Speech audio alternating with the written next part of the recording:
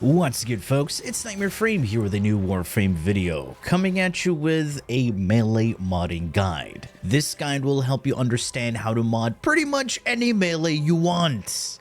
So you don't always have to ask, hey, how do you mod this one or that one? As long as you have this basic understanding of what needs to go where on what type of weapon, then you're sorted. Set. So whenever a new melee comes, you can immediately look at it, see what it has, and get a basic build out for that melee. And depending on the type of unique traits it has or what warframe using it on, then you can switch a few mods around. That's it. Now, this guide is not going to go super deep into every little intricate thing on why these things are used and what type of damage is used for this thing, but it's going to give you a general understanding of pretty much what you need. So you can just pick it up and go. But if you want a deep understanding on everything melee, please do go check out my melee guide where I explain damage and all the attributes, multi-procking, etc. All of those things will be present in that video. And there's also going to be a Tennokai video since it was a new mechanic added recently. I have a separate video for that. And I have a stances guide where it goes over basic melee modding, but pretty much the best stances for every type of melee weapon. And shockingly enough, not every melee weapon has more than one stance. And for those wondering, what stance should I use for my nunchucks? It's one stance.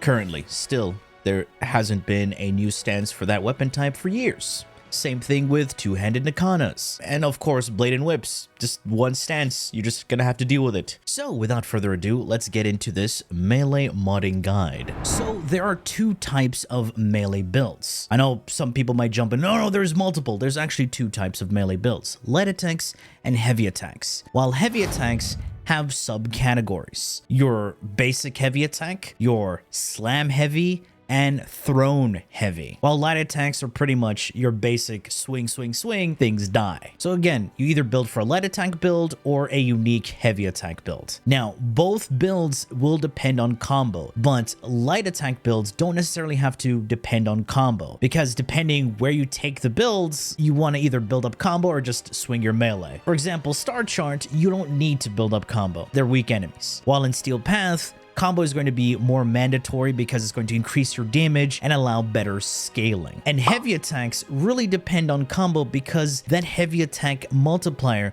scales with your combo counter. So the higher your combo, the more damage you deal. Because when you scale your combo, it's a 1-to-1 increase, giving you a final damage multiplier on that heavy attack hits. So that's why it's very important to build combo on those builds. Now I'm going to cover a majority of melees in one single go. As long as you see these stats, you will know how to mod all those melees that have these particular stats. So we recently got the Dex Nikana. It's an anniversary weapon. Let's have a look at the stats. As you can see on the right side, crit, status chance, and it's mainly slash. Now, every weapon that has these stats will be modded the same. If you compare this to the Nikana Prime, you can see it has similar stats, but of course the Nikana Prime is far superior. And when you mod for the weapon, you're going to be modding the same. And when you compare the Nikana to something like the Nami Skyla, it's the same type of weapon. I know they're different. This is a dual swords. The other one's a Nikana, but you can see it's got pretty decent status chance, the crit chance, and it's mainly a slash weapon. Same thing with the Reaper Prime, the Guandao, the Orthos, the Broken War, the Gunsen. They all are the same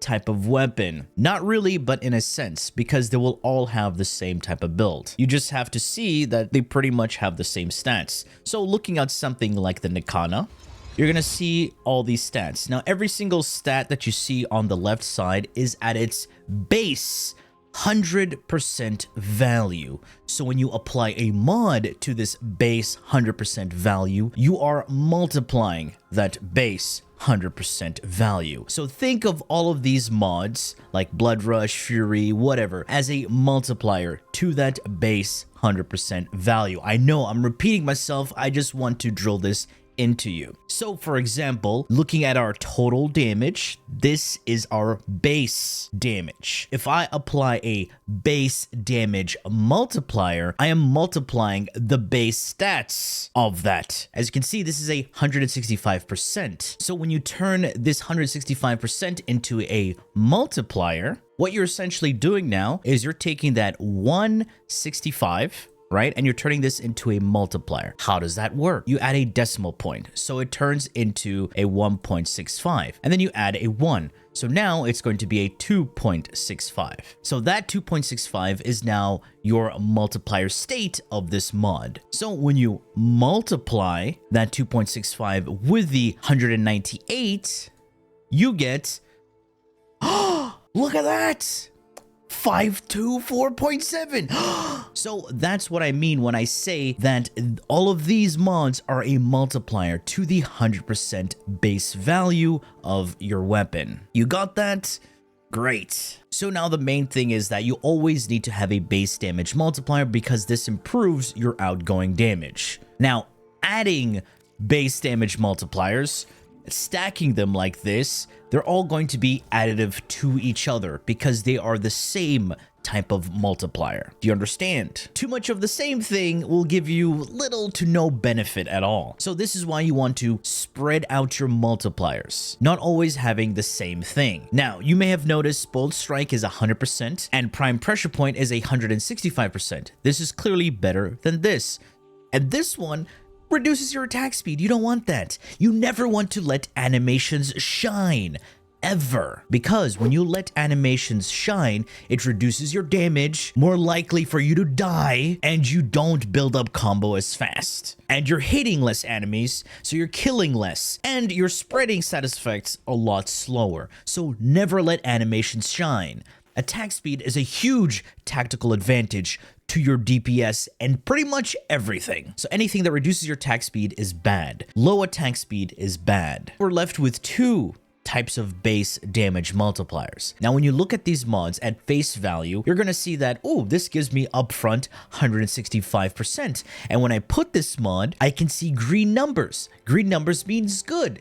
Not all the time. Because if I put condition overload, nothing happens here, because it's a conditional base damage increase. This gives me 80% melee damage per status effect, affecting the target. So this is very good with priming or a weapon that can apply several status effects in one go. And this weapon already applies slash and has a chance of applying impact and puncture. So with these three status effects already, will give you way more damage than Prime Pressure Point. So this depends on your build and where you're taking this. For Star Chart, Condition Overload is useless because you'll one-shot them without anything, right? So it doesn't matter. But if you're going to Steel Path, Condition Overload is going to be way more beneficial. But that depends on the weapon and what type of effects that they do. But let's use Condition Overload right now as our base damage multiplier. And of course, when it comes to stances, you have Blind Justice and Decisive Judgment. You ignore Tranquil Cleave, it's doo-doo water. However, if you like the way it looks and feels, by all means, do what you want. But then you have to realize, stances provide you with force procs, meaning damage types that are forcefully applied when you perform certain actions. And it also has movement tech, where it pushes you forward. It has a launch mechanic, many different things that you can do with stances. But for general purposes, just use Blind Justice for now, because this gives you a movement tech and it also has some nice multipliers. So now that we've got our stance and base damage sorted, we want to increase our other multipliers. Notice it has pretty decent crit chance right here at 28%. You have two ways of increasing your crit chance. Adding a simple basic Sacrificial Steel, which is a 220% crit chance. Remember, multiplier. So 3.20 multiply by that 28%. That's what you get. Now, this gives me 220%. While Blood Rush gives me 40%, but it stacks with Combo, and Combo reaches to 11 times. So Blood Rush will scale up to 440%, which is way more than Sacrificial Steel. However, you have to maintain your combo. So again, it depends on how you want to play. Remember, this is under 100%, so you're not critting 100% of the time. So this is where you can use other types of arcanes, but we'll get to that. But then again, if you're going to Steel Path, you're better off running Blood Rush. Star chart, just go with Pressure Point and Sacrificial Steel, or run both of the sacrificial mods together. That's up to you, because you're not worrying about building up combo or anything. You just want to hit and move on. And even at that point, at Star Charge, you're not really going to be using your melee as a damaging tool, but rather your warframe or even guns. But for Steel Path purposes, we're going to put Blood Rush. This is our scaling crit chance mod. Now, this is also a conditional mod. As you can see, nothing happens on the screen. No green numbers. Yikes. Why is this guy teaching me how to build? You'll find out. So now that we have our base damage, which is sorted, crit chance, which is sorted. So now what happens if we're critting a lot? Well, I want to multiply that damage when I crit, and that's simply done with Organ Shatter. This is our crit damage multiplier. The good thing is it's shown as a multiplier state, which is a lot easier to see. And when you put this mod, it's pretty simple. 90% of that 2.4, you get 4.6. Pretty decent. Of course, now with this mod applied, whenever we crit, we're multiplying all of the damage we deal 4.6 times. That's what it means. Now going down to the status chance section. Status chance, as you can see right there, increases the probability of you proccing a status effect. If we are at 100%, we're proccing that status effect 100% of the time. If we're over 100%, we get a chance, as you can see right there, to inflict additional status effects. So this means multi-proccing. Now, from stances and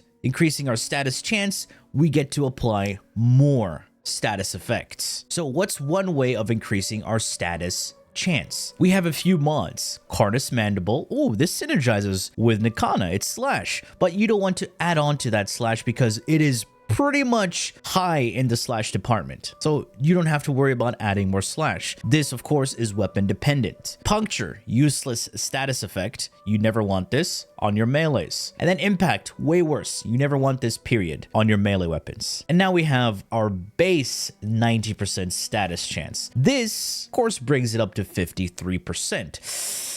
So now that's 53% of the time of you applying a status effect, which is okay. Right? It's not that bad. But what if you want to guarantee a lot of procs? That's when we bring it up to 100% and above with a mod called Weeping Wounds. Now, Weeping Wounds is also a conditional mod, similar to Blood Rush and Condition Overload. Notice, nothing happens on the left side of the screen. So when you build up your combo, you're increasing your status chance. This, similar to Blood Rush, goes up to 440%. So both of these are a 5.40 multiplier. So this is Blood Rush and Weeping Wounds. If you multiply this to your crit chance, that's 151. That's 100% of you hitting yellows and 50% chance of you hitting oranges. That's what it means. Because when you hit 200%, you're consistently hitting oranges. Again, looking at the build, base damage, crit chance, crit damage, and our status chance increase. Now, remember earlier I said not letting animations shine. Well, simple. You have a bunch of attack speed multipliers. You got Prime Fury. This is, of course, a login reward, and a lot of people are not going to have this until they pick this. So we're left with a few that we can pick up pretty easily. Berserker Fury, Quickening, and Gladiator Vice. We ignore regular Fury because it doesn't offer anything special. Then you may say, oh, but this is same as Gladiator Vice, but Gladiator Vice offers you something else. That's why I would recommend this over Fury. However, if we're looking at the bigger animation speed increase, the only one I would suggest is Berserker Fury. This gives you 70% attack speed when you kill an enemy. This weapon already has 1.08 attack speed. Adding Berserker Fury makes it even faster. Again, Berserker Fury is a conditional attack speed increase. Yet again, that's why nothing is happening on the screen. If you were to add something like a Fury, you can see it affecting the attack speed right away. Now, if you're doing missions, let's say like Survival, then Berserker Fury is going to be your best bet. But any mission that has downtime, Berserker Fury is going to suffer, because this lasts for 10 seconds. In a survival missions, you're killing enemies pretty quickly, and they're coming in left and right. There's a lot less downtime. So if you're in a mission that has downtime, I would suggest using any other attack speed mod besides Berserker Fury. However, there are frames that it can increase your attack speed, so that can help you out as well. And then there are arcanes that can also do that, along with helmet abilities. So that also depends. And adding on to that is also a huge DPS increase. Looking at this weapon itself, it has a range stat. This means your melee swing, how far it reaches. Now, if you want to hit more enemies, we have to increase this range, because think about it. You hitting more enemies guarantees more combo buildup, and you want all of those things. So this is why we need to increase the range. And that's why I'm adding primed reach. This gives us a 5.5 meters of a radial swing. So again, this is not a conditional mod, so we can see the increase. However, we have some other conditional range increases. With spring-loaded blade, this gives us 2 meters. So when we put it on here, nothing happens. It only triggers when we proc a status effect, and this synergizes pretty well with something like the Nikana and building up weeping wounds. So we have 3 open spots. These 3 open spots can be pretty much whatever you want. Now, for those who don't care too much about putting a faction damage multiplier, you can mod it for an elemental damage multiplier. Looking at our options right now, we can either put an arcane, for example, melee exposure, which gives us corrosive, but then this is a slash weapon. Slash synergizes pretty well with viral, because bleeds go through armor and viral debuffs your health, so it takes more damage to the health. Now, for those thinking, oh, I can just slap on boom. Ooh, that one elemental mod gave us so much elemental damage that it took over our slash damage. Now, why should you worry about this? Well, because this weapon needs to proc slash. Adding too much elemental damage will overshine our slash damage. So let's have a look at this. So now when we swing our melee weapon, notice we're proccing our slash and impact. Now we just increase our base damage. This guy has slash, impact, and puncture. And now we're at 12 times combo. And we're bleeding enemies. And we're moving pretty fast. Notice how we're proccing a lot of yellows and a few oranges in there. That's because of Blood Rush. We have 50% chance of proccing oranges. And you notice we have a lot of bleeds on the enemy because of those multi-procs. Now, if I were to add, boom, an elemental mod like that to give us viral, notice we have 504 viral damage over our slash damage. Pay attention how we didn't even proc our slash, but we did proc viral. We barely see any slash in there.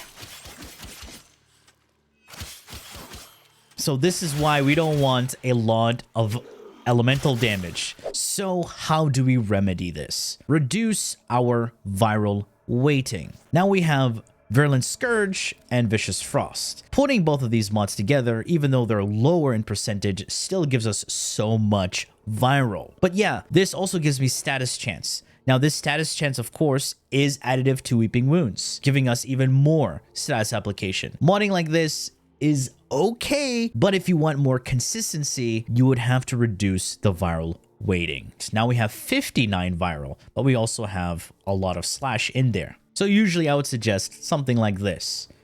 Rank 1 and a rank 0, giving you some elemental damage, but also a lot of that slash in there. Now let's see how this looks like. Look at that. This is so much better than what we had before, because we're priming them with viral and bleeds. They're dying way faster because our bleeds are multiplied with that viral damage. So this build is already 10 times better than what we had before. So what if I want to take this to the next level? And now you're going to find this weird. I'm going to drop these elemental mods and not run any elements on my weapon. I'm going to multiply the damage that we deal against that faction by adding a faction damage multiplier. This will give me 2 times the damage on any damage over time status effect. And our main damage over time is slash. Since this is a crit weapon, I also want to increase the probability of me critting even more and multiplying that damage even further when I do crit. That's why I'm going to add Gladiator Might. This gives me 60% crit damage, which is additive, of course, to Organ Shatter. But notice it went from 4.6 to 6 times. Now multiplying that damage 6 times. And we have an empty slot for Tennokai and an empty slot for an Arcane. What could we put here? Now we have a few options when it comes to Tennokai. We have Discipline's Merit, so if you want consistent Tennokais after every 4 hits, you get to do a heavy attack, or you can multiply the damage yet again with additional crit damage. However, this is random. So you want consistency or randomness, but still a nice bump in damage. But for a lot of players out there, right, they would prefer consistency. So Discipline's Merit is going to be a nice option here. Now, this is your basic crit status slash weapon build that works for pretty much any weapon that has these stats. Now, you may have noticed this is a light attack build.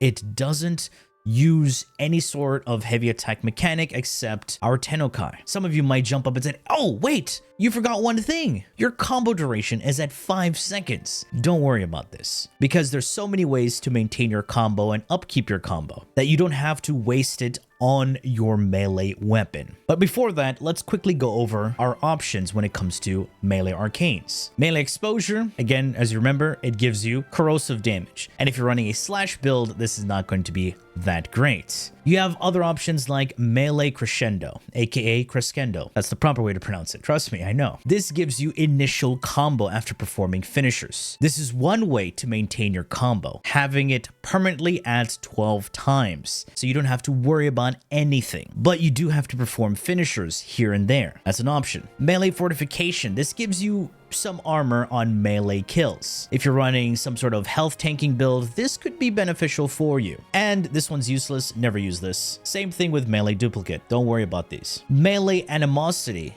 is another one that you can use for this build. On a melee hit, gain 42% chance on your next heavy attack. So this can synergize pretty well with Discipline's Merit, stacking up all of that crit chance on melee hits, and then when you trigger Tennokai, boom, some nice crit chance on your heavy attack. For example, right there. That was a pretty high crit chance, even though we didn't build up that much combo. That's how Tennokai works.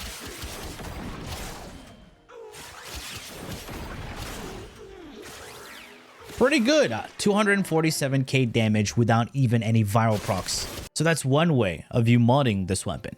However, you do have that one arcane that I didn't mention yet, Melee Vortex, and this synergizes with priming. So going back to the build here, notice that there's no elemental damage whatsoever. We have a few options, and that's through applying status effects with our Sentinel, or status effects with our utility weapons, or even status effects with warframe abilities. So now reading Melee Vortex, kill an enemy affected by a magnetic status effect for a 45% chance to pull in enemies within 18 meters. This is a nice synergy that we can have with something like the Kuva Nucor. My Kuva Nucor has bonus magnetic, and Kuva Nucor is a pretty decent priming weapon. Simply adding viral, heat, its magnetic status effect, and it has innate radiation, and plus it has its own unique microwave status effect, can benefit us pretty well. Not to mention, look at the top right there. Secondary dexterity. Ignore the damage part. Look at what it says. 7.5 seconds of combo duration. This is one synergy right there. And we can add on to that. Picking whatever weapon you want. Let's see, a lot of you like using the Torrid. You can slap on Dexterity Arcane as well. We have 2 Dexterity Arcanes right now. And it brings our combo duration to 20 seconds. Without even modding for combo duration. So now let's have a look at our damage increase with a primer, meaning a utility weapon applying status effects, and a properly built weapon.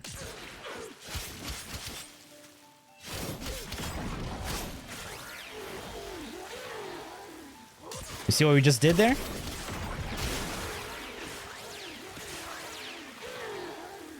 You see the difference now. Let's show that one more time. We got grouping. And simple modding and synergy. That's the one thing you need to add on to here. Synergy and utility. I outsource my elemental application to another weapon. Same thing with my combo duration to another weapon. And I focused all in on damage and boosting my multipliers on the melee weapon. So then I can actually deal so much damage. Since I'm using dexterity arcanes on both my primary and secondary, killing enemies with my melee will increase the base damage of my guns. So if I want to shoot, I can just swap to them and shoot, and this also deals damage. That's a basic synergy that you can do with melee weapons. Now that you've seen a basic light attack build, which of course utilizes combo, you can change this yet again. This of course is depending on the arcane that you use. So for example, the most popular arcane right now for melee is Melee Influence. When you trigger electric status effect, it will cause this AoE chaining effect that will proc additional status effects. Unfortunately, no IPS, so you can't use this to spread bleeds. Now, depending on what frame you use this on, right, you would either have to mod for electricity or have electricity outsourced. For example, someone like Volt doesn't need to mod electricity on his melee weapons because he has the ability called Shock. When paired with his augment, Shock Trooper will give you that electric elemental damage mod on all your weapons. With someone like Saren,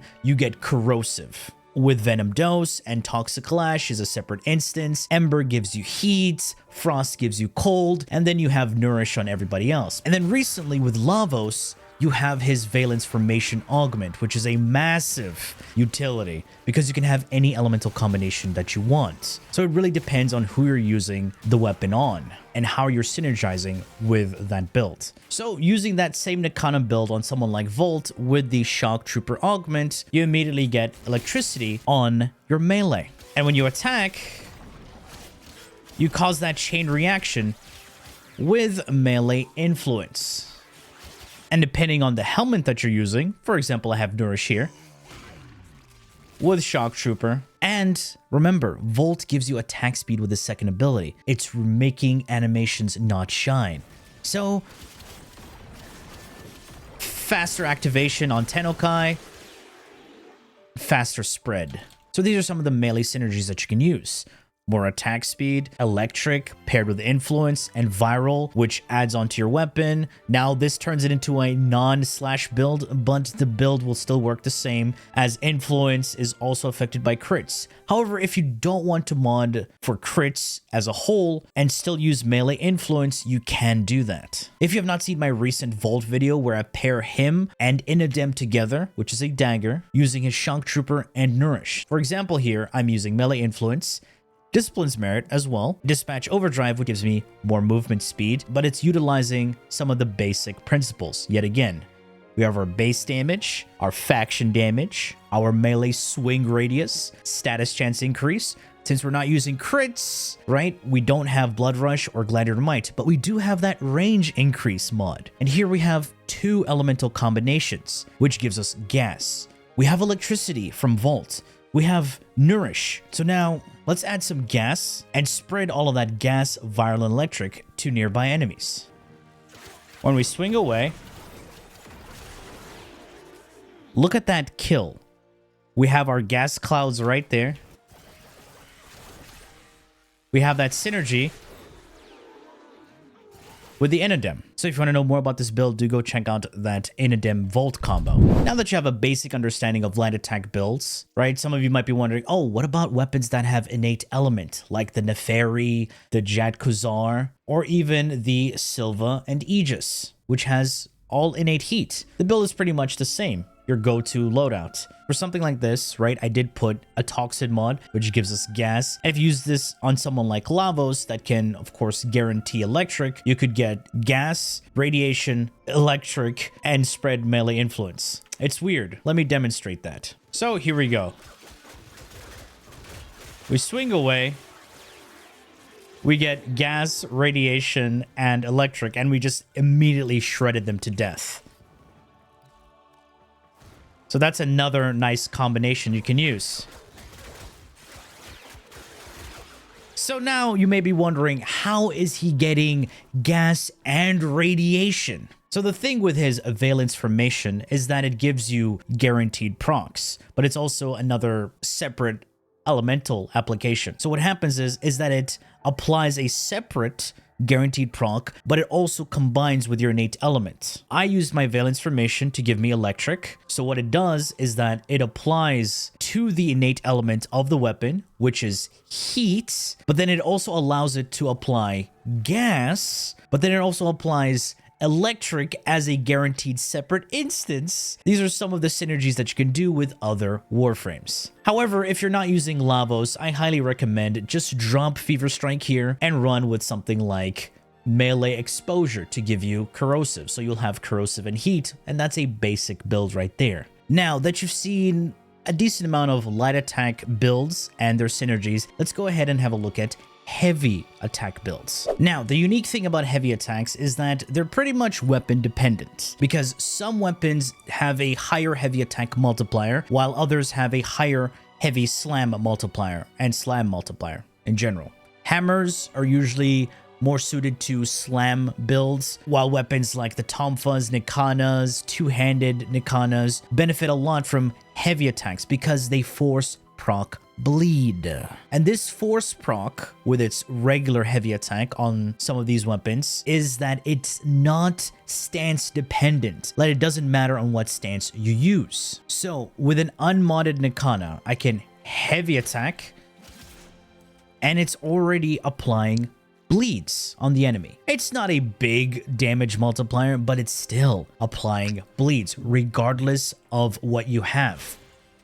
Right there, another bleed proc. And I just showcased to you direct contact melee heavy attacks. As you can do heavy attacks with thrown melees, like the glaives. You also have special types of weapons that throw out projectiles when you heavy attack. But for weapons that force proc bleeds on direct contacts, I highly recommend two-handed Nikanas, like the Tenet Livia and the Pennant. These are the two best ones out here. And you also have scythes, so something like the Hate Incarnate and the Reaper Incarnate. Both of those weapon archetypes force proc bleeds and have a very high heavy attack multiplier, so you can completely destroy your enemies with just one heavy attack. Of course, other unique melee weapons that throw out projectiles and bleed enemies are something like the Quassas and soon the Quassas Prime. So when it comes to direct contact hits with heavy attacks, it's dependent through its melee archetype. However, when it's a unique type of heavy attack through thrown melees, for example, like the Glaive here, not all of them will force proc bleed. Only the Glaive Prime will force proc bleed on its explosion, while something like the Serata will have Toxin, the Zorus has electricity. So it really depends what you're going for when it comes to heavy attacks. So right now, let me go through a basic heavy attack build that is just pure heavy attack and doesn't rely on Tennokai or for you to build up combo and then heavy attack, because those two are different types of ways to build. So let's start off with the basic type of heavy attack. As I said earlier, the stance doesn't matter, so you can go with any type of stance. It's just there to increase your mod capacity at this point. And because we're not priming enemies, we're just going for raw damage, I will be using a regular base damage mod, so prime pressure point. However, there's another base damage mod that also helps you with heavy attacks. Killing Blow. This gives you melee damage. This is base damage when you perform a heavy attack, but it also provides you 60% windup speed. Windup speed is a unique mechanic only used on heavy attacks. Without this mod, you don't see any windup speed until you equip a heavy attack windup speed mod. Every weapon has an innate windup speed. Daggers force proc bleeds and also have the lowest heavy attack windup speed. That's why they tend to be very good for very fast-paced clever builds. So right now, I have two forms of base damage. One that provides me pure base damage, one that is only when I heavy attack, but it also grants me windup speed. And because I'm not building up combo to then heavy attack, I will go with a very basic crit chance increase, and that's with Sacrificial Steel. And if you read the mod, you also get 2 times the crit chance when you heavy attack. And because we're critting pretty high, we want to increase our crit damage. Usually you would think to run something like Organ Shatter, but we have a unique mod called Amalgam Organ Shatter. Not only does this give us crit damage, unfortunately -5 crit damage, but it also grants us heavy attack windup speed. As you scroll down to check, our heavy attack windup speed is way faster now. So let's demonstrate this with and without heavy attack windup speed. So removing both of these, We perform a heavy attack. That was pretty slow. Putting Killing Blow and Amalgam Organ Shatter. That's way faster. Windup speed is not the only thing that increases the windup speed. Attack speed also helps out. So now that we have the basics, base damage, windup speed, crit chance, and crit damage, we have a few free spots. And because this is a direct contact hit, we need to have some range. So Primed Reach is going to be a huge bonus. And because heavy attacks scale with combo multiplier, but we're not building up combo here, we need to have something called Initial Combo. Initial Combo can be modded 3 times. 1, through a corrupted mod, 2, through a Riven, and 3, through an Aura. So of course, not many people are going to have Rivens, so Corrupt Charge is going to be a very important mod on this build. This gives me 2 times initial combo. So you can see on the bottom right, I have 2 times combo. If I heavy attack, it will consume that combo, but return back. And we're not worrying about elements here because this is a Nikana. It force procs bleeds on its heavy attacks. So right now I have Corrupt Charge. I can also increase that initial combo by using a mod in the Aura slot. Ready Steel grants me 24 initial combo. If we go out, you will see I will have 3 times combo right now. When I heavy attack, it consumes that and it goes back to 3. We can increase our damage even further with faction damage mods. Because we're bleeding, faction damage is going to deal 2 times the damage when we heavy attack. But we can increase that damage even further with Gladiator Might, granting us even more crit damage, and we have that juicy increase when it comes to crit chance. So this is your basic heavy attack build on weapons that force proc bleeds, without using any Tennokai or Arcanes just yet. So to test this out, normally we have 3 times combo, 1 heavy attack, immediately died.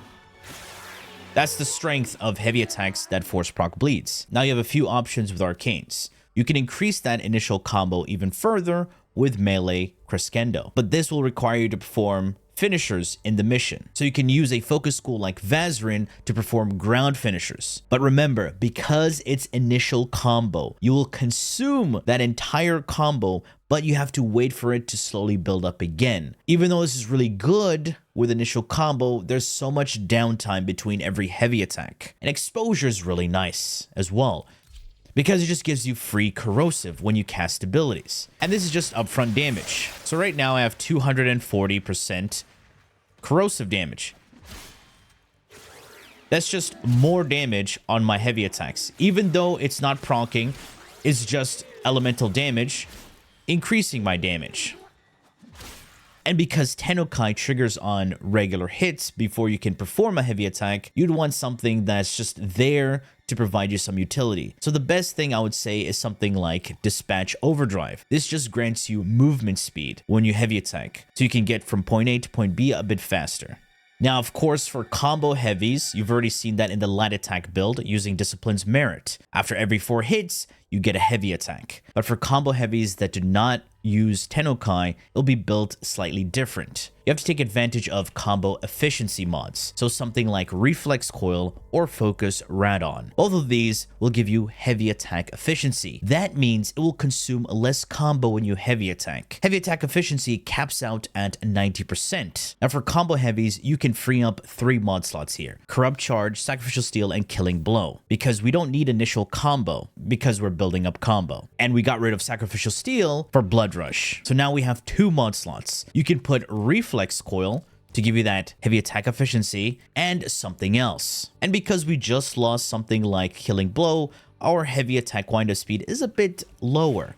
That's why we have another aura mod called Swift Momentum. This grants us 30% windup speed and 6 seconds of melee combo duration. So we can build up combo. You can see on the bottom right, we've built up some combo, and now you can perform a heavy attack, and we don't lose our entire combo when we heavy attack, but it's a stronger heavy attack because we built up combo, and boom.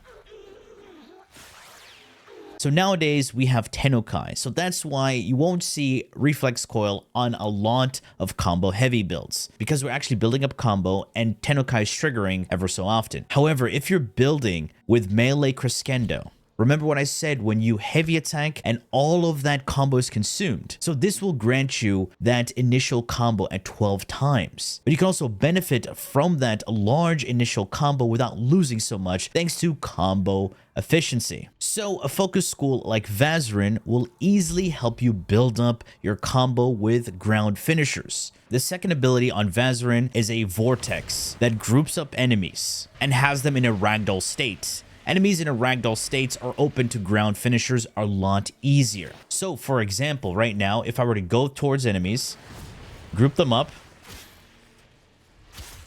that's a ground finisher animation. Now we can check how much combo we've built up.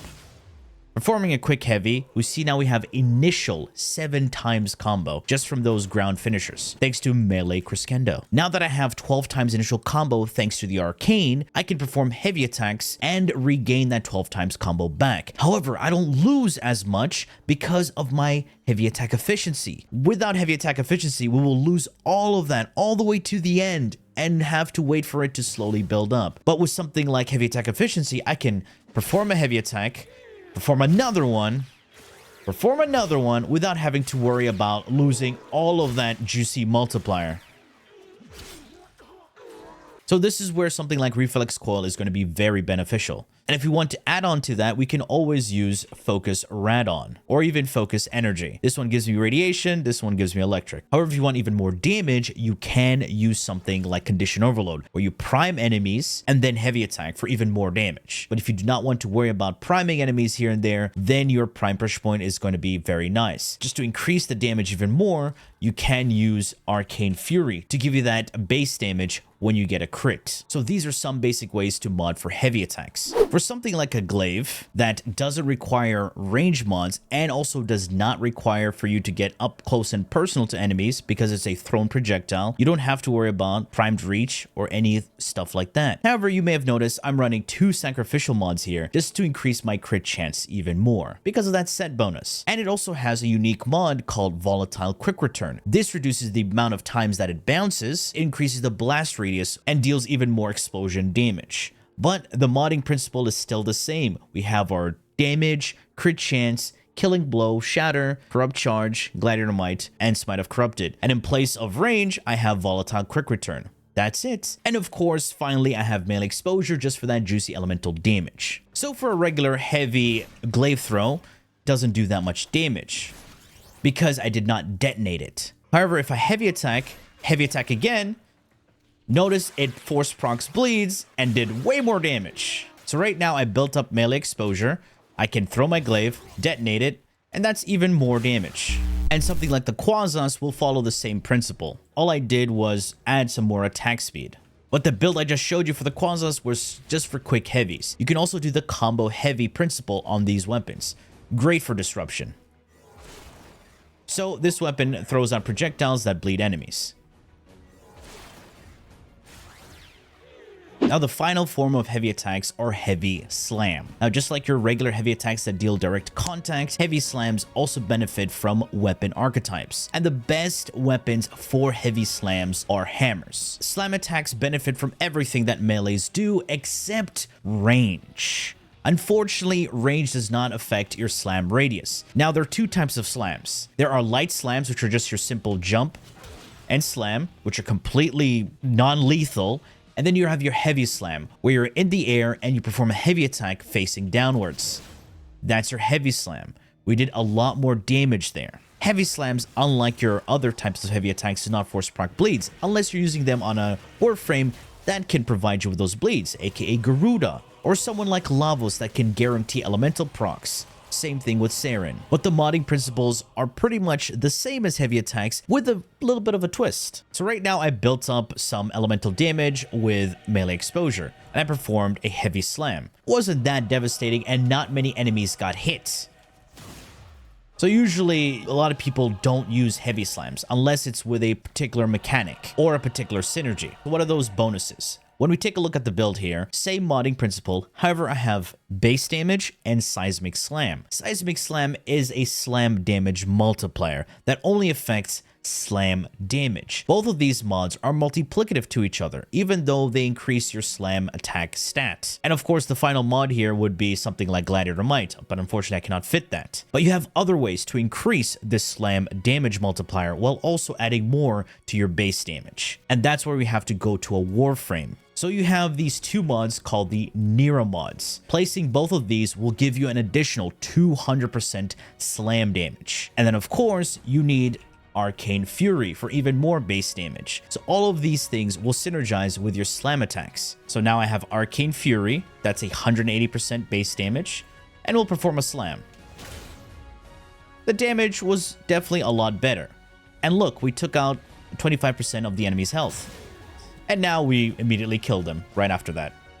You see how the damage was greatly increased just with those 3 added things on our warframe. Now, slam damage isn't directly devastating unless you use it with a particular synergy, because slam damage has damage fall off. So when you slam attack, you have a slam radius. The center of impact is where most of the damage will be dealt. However, anything outside of that will have their damage diminished. This person is 8 meters. For perform a heavy slam, wasn't that devastating. However, if I were to get closer, the damage was a lot better. So that center of impact deals the most damage. That's the one thing you have to know about slam damage. However, there are different types of hammers that give you unique traits and unique mechanics. Something like the Sempotes that summons cascading waves, or something like the Arcatitron that has its capacitor stacks that grant you even more slam damage, and can synergize very well with melee influence because it force procs electric. And for those who are looking for a slam damage build that goes into the billions, yes, you heard that right, goes into the billions, you should check out my recent Kullervo build that synergizes Collective Curse with slam attacks, because Collective Curse removes the damage fall off because all the enemies will take equal damage. But that's pretty much the basics of melee modding. Yes, it's a very long video. I try to put in as many examples as I could. But yes, guys, I want you to take your time with something like this. And for those who found this helpful and informative, please do feel free to leave a like, share, and subscribe for more Warframe content, streams, and so much more. Do refer to the description. And if you want, you can also check out the videos that will pop up on the right there. They're quite helpful as well, and showcase some other things. But anyway, thanks for watching, and as always, peace. Bye-bye now.